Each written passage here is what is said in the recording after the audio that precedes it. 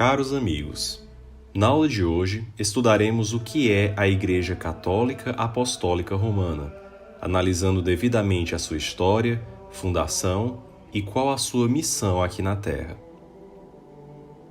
Inicialmente, antes de estudarmos propriamente por que a Igreja Católica tem esse nome, é necessário que saibamos o que é uma igreja. A igreja é uma comunidade de pessoas convocadas por Deus, unidas sob uma mesma doutrina, com uma unidade de pensamento e regidas sob uma mesma liderança. Uma só é a igreja, pois uma só é a cabeça, Jesus. Uma só é a finalidade, dar glória a Deus. E um só é o Espírito que a anima, o Espírito Santo. A Igreja Católica é composta por 3 igrejas que existem em 3 dimensões distintas. A Igreja Triunfante, composta pelas almas dos santos e anjos no céu, aqueles fiéis que já alcançaram a visão beatífica. A Igreja Padecente, composta pelos fiéis defuntos que estão salvos, mas ainda precisam se purificar para chegar ao céu. E a Igreja Militante, aqui na Terra, que luta constantemente para alcançar a salvação. Dito isso, explicaremos os chamados atributos da Igreja. A Igreja una, santa, católica e apostólica. A Igreja é una, pois possui uma unidade de fé, um só batismo e um só governo, se unindo em torno dele em uma unidade de culto. A Igreja é santa, pois possui uma fundação santa, instituída pelo próprio Cristo, e porque ela possui uma alma santa, o Espírito Santo. A Igreja também possui os meios para a santificação, que são os sacramentos. Além disso, a Igreja é santa pois possui membros santos nos mais diferentes graus de santidade. A Igreja é católica, pois católico vem da palavra grega católicos, que quer dizer universal, para todos os povos. Se antes a ideia de salvação era restrita aos judeus, Cristo a estende a todos os povos do mundo.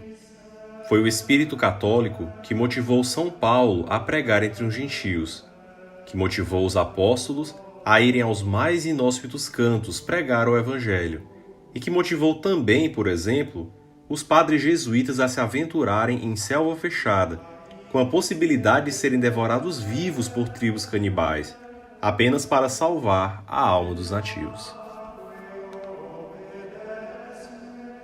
A Igreja também é apostólica, pois ela possui a ininterrupta sucessão apostólica.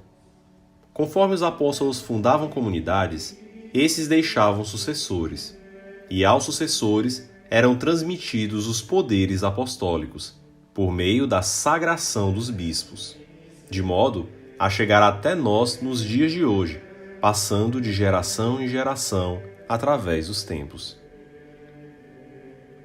Desse modo, os bispos são os legítimos sucessores dos apóstolos, munidos dos poderes apostólicos e regidos pelo líder dos apóstolos e a autoridade visível da Igreja, Pedro.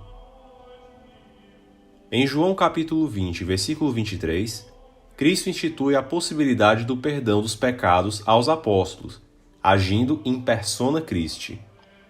Diz o texto sagrado: E tendo dito isto, soprou sobre eles e disse-lhes: Recebei o Espírito Santo. Aqueles a quem perdoardes os pecados, ser-lhes-ão perdoados. Aqueles a quais retiverdes, ser-lhes-ão retidos. Na pessoa de Cristo, poderiam os apóstolos perdoar e reter os pecados. E esses poderes apostólicos do perdão dos pecados chegam até nós, hoje em dia, por meio dos seus sucessores ao longo dos séculos. Desse modo, vemos que a Igreja de Cristo é una, santa, católica e apostólica. Mas por que a Igreja é romana? A Igreja é romana pois é fundada sob Pedro, e é necessário que entendamos bem isso primeiro. Em Mateus 16, 17 a 19, vemos o nascimento da Igreja quando Cristo diz: Tu és Pedro, e sob essa pedra eu fundarei a minha igreja. As portas do inferno não prevalecerão sobre ela. Eu te darei as chaves do reino dos céus. O que ligardes na terra será ligado no céu. O que desligardes na terra será desligado no céu. Cristo funda a igreja dele sob Pedro, tanto que este altera seu nome. Na tradição judaica, o nome da pessoa dizia o seu objetivo de vida. E a modificação desse nome significava também a mudança do seu objetivo e missão. Isso explica o porquê de Deus ter, por exemplo, mudado o nome de Abrão para Abraão. Pedro, com essa mudança de nome, seria a pedra, a base que sustenta e dá unidade. Pedro teria a autoridade em virtude da graça e seria o vigário de Cristo. A autoridade visível da Igreja, sendo Cristo, junto do Pai, a autoridade invisível. Pedro foi munido com as chaves do reino dos céus, algo que acompanha Pedro em toda a sua iconografia. A chave de ligar e de desligar, de unir e de separar. É o poder da comunhão e da excomunhão, conferido à Igreja pelo próprio Cristo. Cristo chega a repetir isso aos apóstolos, como em Mateus 18:18, que esses poderiam ligar e desligar, mas não os entrega as chaves do reino dos céus, apenas a Pedro. Assim, os apóstolos devem estar em comunhão com Pedro para ligar e desligar. Pedro está presente nos mais importantes momentos do Evangelho. Pedro está na agonia do Getsêmani, está presente na transfiguração de Cristo e, na tempestade, é Pedro quem toma a iniciativa para sair do barco e andar sobre as águas. É Pedro quem sempre toma a iniciativa, além de ser o apóstolo que mais aparece na Bíblia. Entretanto, Pedro nega Jesus 3 vezes em sua paixão. Será que isso retira o seu primado? Cristo, em João capítulo 21, versículo 15, confirma Pedro 3 vezes, pedindo que esse apacente as suas ovelhas e os seus cordeiros. E completa profetizando a forma como Pedro haveria de morrer.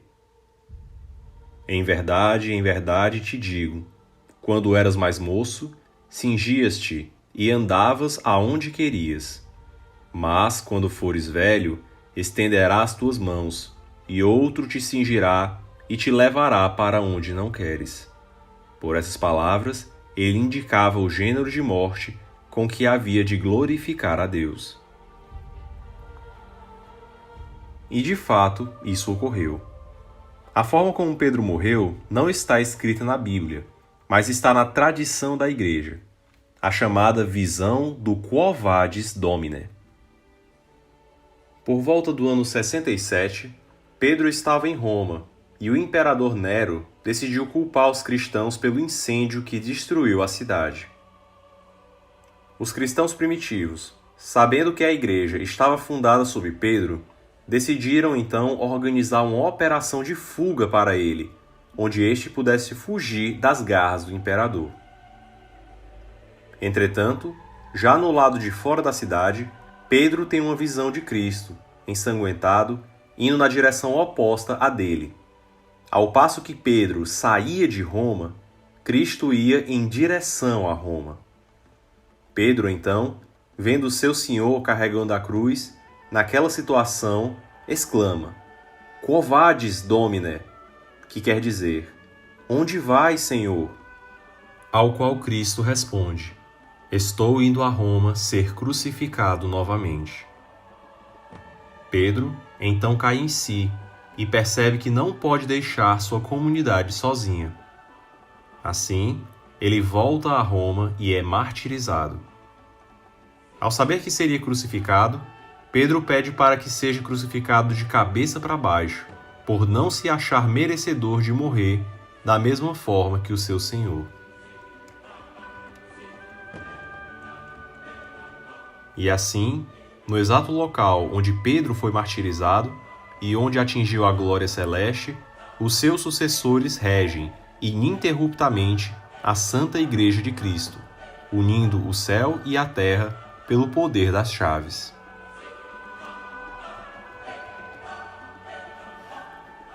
Os traços da autoridade de Pedro são notórios nas Sagradas Escrituras.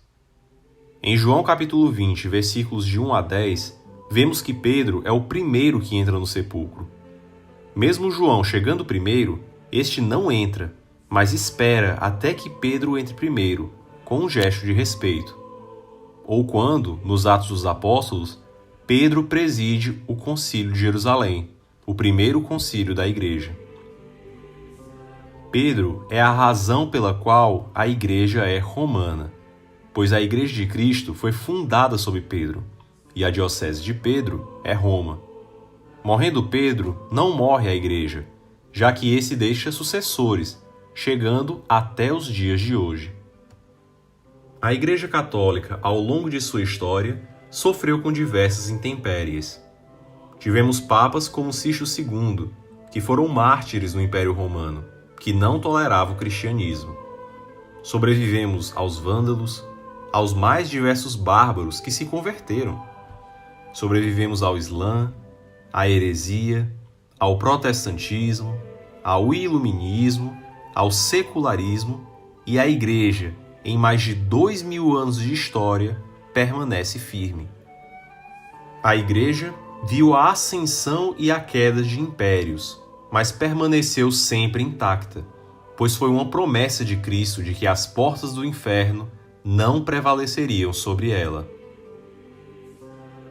E foi desse modo, atravessando os séculos, que a Igreja foi a responsável por moldar toda a civilização ocidental, criando instituições como as universidades, surgidas no âmbito das catedrais, e os hospitais, destinados aos doentes.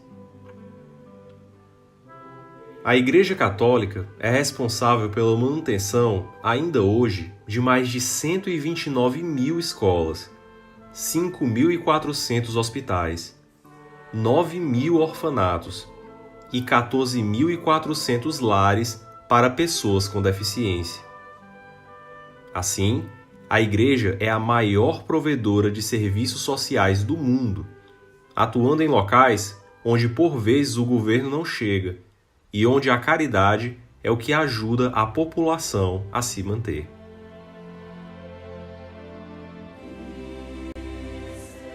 Essa é a Igreja Católica Apostólica Romana, uma igreja composta por pessoas pecadoras, mas que tem uma fundação santa, fundada não por teses, interpretações ou teorias, mas pelo próprio Cristo.